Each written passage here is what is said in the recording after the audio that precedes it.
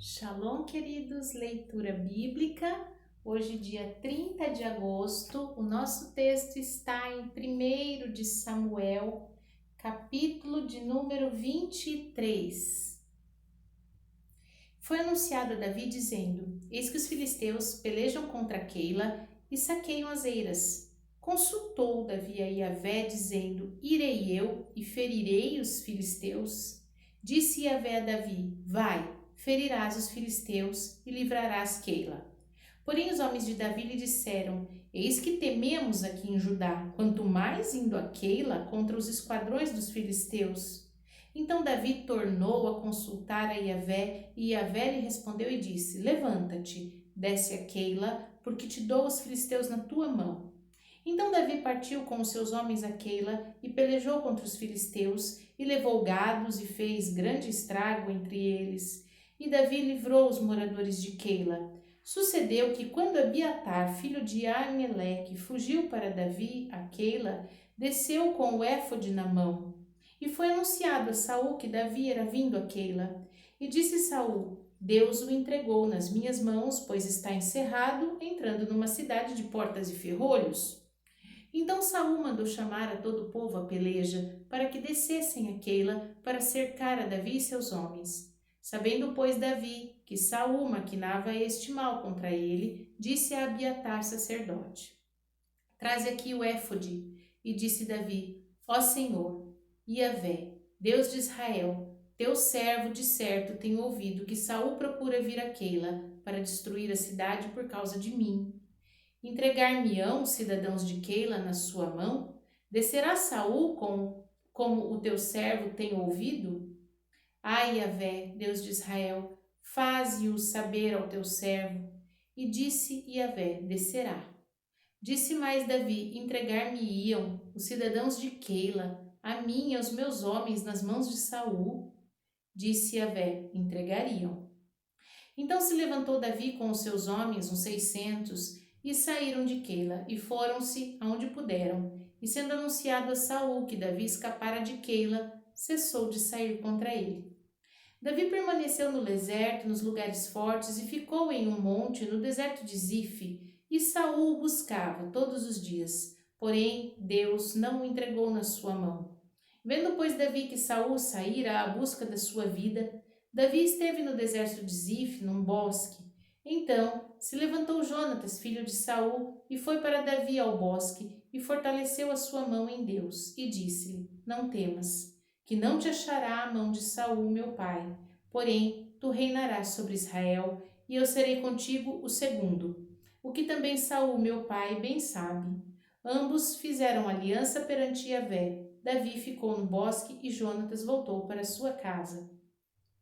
Então subiram os ifeus a Saul a Gibeá, dizendo: Não se escondeu Davi entre nós nos lugares fortes do bosque, no outeiro de Aquila, que está à mão direita de Gesimon? Agora, pois, ó rei, apressadamente desce, conforme todo o desejo de tua alma, por nós fica entregarmo-lo nas mãos do rei. Então disse Saul: Bendito sejais vós do rei, então, porque, perdão, bendito sejais vós de Yahvé, porque vos compadecestes de mim. E depois, e diligenciai ainda mais, e sabei e notai o lugar que frequenta e quem o tem visto ali, porque me foi dito que é astutíssimo. Pelo que atentai bem e informai-vos acerca de todos os esconderijos em que ele se esconde. E então voltai a mim com toda certeza, e ir-me-ei convosco. Há de ser que, se estiver naquela terra, o buscarei entre todos os milhares de Judá. Então se levantaram eles e se foram a Zífia diante de Saul. Davi, porém, e seus homens estavam no deserto de Maom, na planície, à direita de Gesimon. E Saul e os seus homens se foram em busca dele, o que anunciaram a Davi que desceu para aquela penha e ficou no deserto de Maom, o que ouvindo Saul, seguiu a Davi para o deserto de Maom. Saul ia desta banda do monte e Davi e os seus homens da outra banda do monte. Sucedeu que Davi se apressou para escapar de Saul E Saul, porém, e os seus homens cercaram Davi e os seus homens para lançar mão deles. Então veio um mensageiro a Saul dizendo: Apressa-te e vem, porque os filisteus com ímpeto entraram na terra. Pelo que Saul voltou de perseguir a Davi e foi-se ao encontro dos filisteus. Por esta razão, aquele lugar se chamou Selá Amalecote. E Davi subiu dali e ficou nos lugares fortes em Engedi. Primeira aos Coríntios, capítulo de número 4.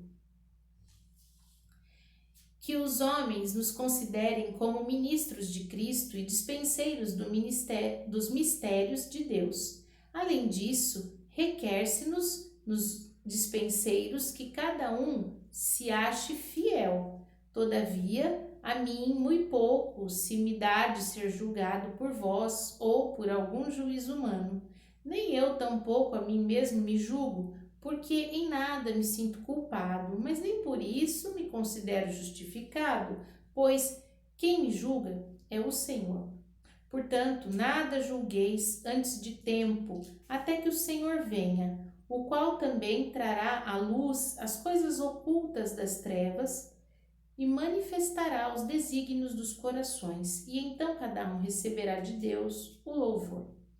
Eu, irmãos, apliquei essas coisas por semelhança a mim e a Apolo, por amor de vós, para que, em nós, aprendais a não ir além do que está escrito, não vos ensoberbecendo a favor de um contra o outro.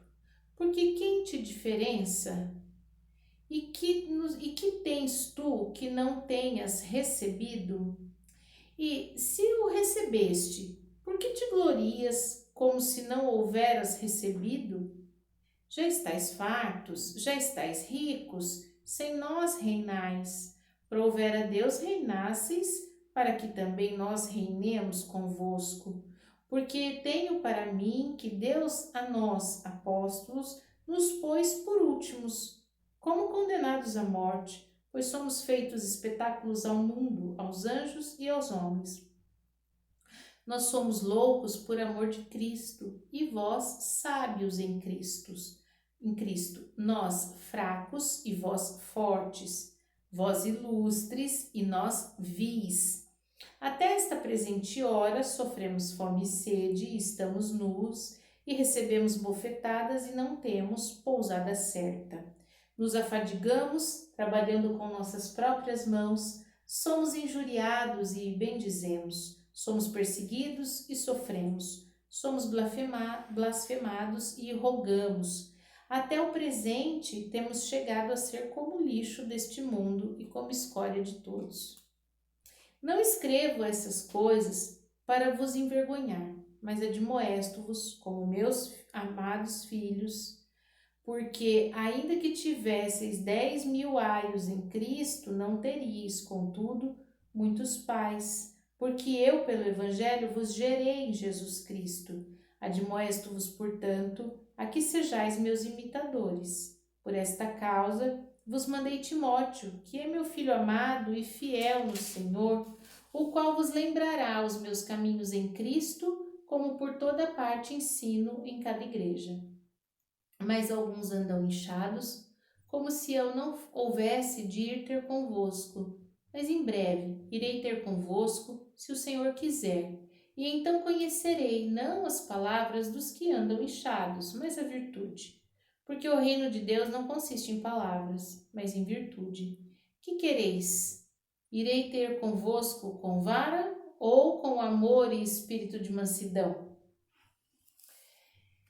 Livro de Ezequiel, capítulo de número 2. E disse-me: Filho do homem, põe-te em pé e falarei contigo. Então entrou em mim o Espírito quando falava comigo, e me pôs em pé, e ouvi o que me falava. E disse-me: Filho do homem, eu te envio aos filhos de Israel, às nações rebeldes que se rebelaram contra mim. Eles e seus pais prevaricaram contra mim até este mesmo dia, e os filhos são de semblante duro e obstinados de coração. Eu te envio a eles, e lhes dirás: Assim diz o Senhor Jeová. e eles quer ouçam, quer deixem de ouvir, porque são casa rebelde, hão de saber que esteve no meio deles um profeta.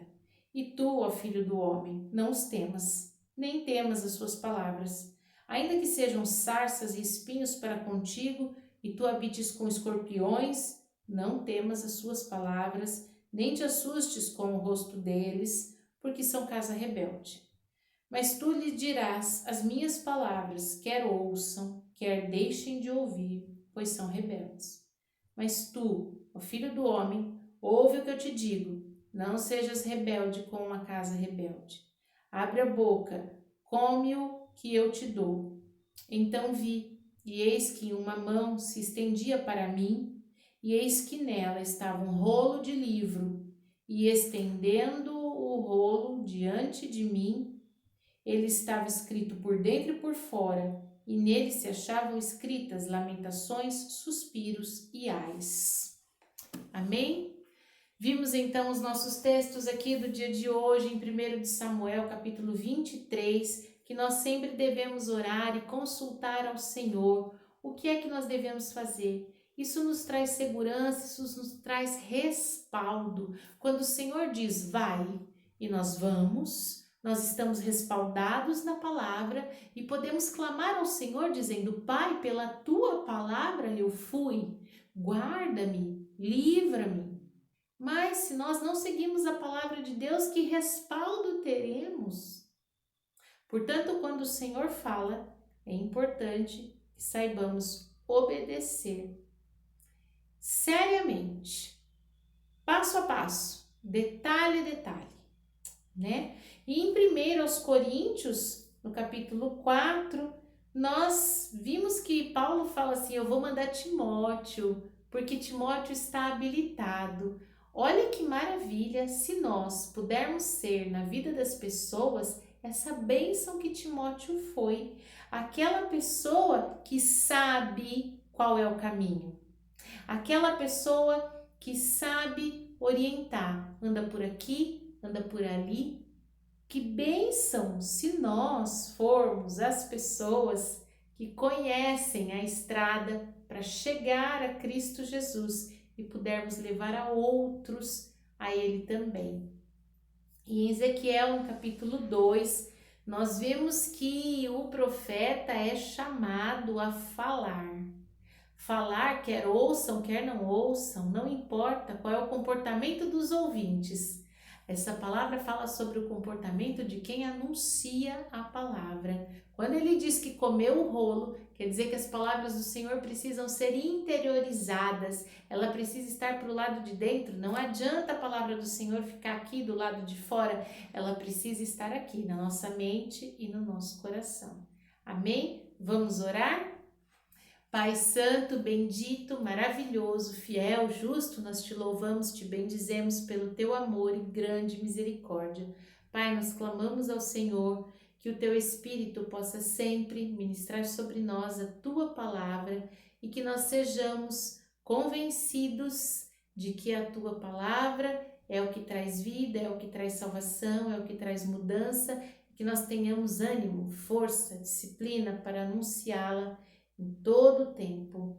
Em nome de Jesus, Senhor, nós te pedimos e agradecemos. Amém. Shalom!